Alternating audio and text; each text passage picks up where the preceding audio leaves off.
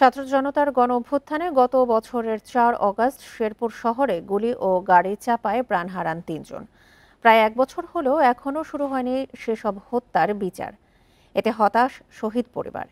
এবছরের মধ্যেই বিচার শেষ করার দাবি তাদের। শিগগিরই বিচার কাজ শুরু করার কথা জানিয়েছেন সরকারি কৌঁসুলি।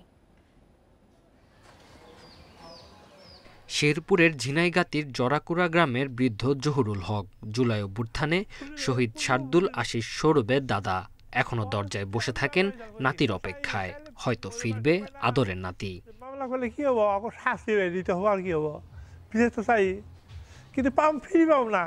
বাবা মায়ের 2 ছেলে ও 1 মেয়ের মধ্যে মেজো ছিলেন সৌরভ। ডাক্তার সিকান্দার আলী কলেজের বাংলা বিভাগে পড়ার পাশাপাশি ফ্রিল্যান্সিংও করতেন। সেই সব স্মৃতিচিহ্ন নিয়ে এখনও দিন কাটে পরিবারের। তাদের অভিযোগ 1 বছরেও শুরু হয়নি বিচার। 4 আগস্টে হত্যা করছে যারা, তাদের বিচার এখন আমি দেখতে পাই নাই। 25 সালের মধ্যে যেন আমার এই ছেলের হত্যার বিচার দেখতে পাই।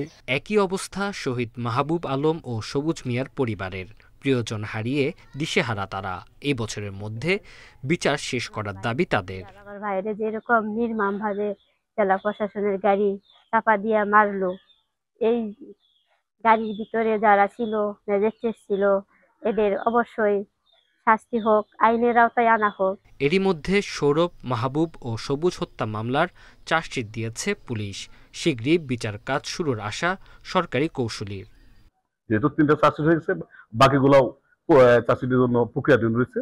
আমরা খুব দ্রুততম সময়ের মধ্যেই এদের আইনের আওতা নিয়ে এসে বিচার কার্য সম্পন্ন করব ইনশাআল্লাহ। গত বছরের 4 আগস্ট ছাত্র জনতার আন্দোলনে হামলা চালায় নিষিদ্ধ আওয়ামী লীগ ও অঙ্গ সংগঠনের নেতাকর্মীরা।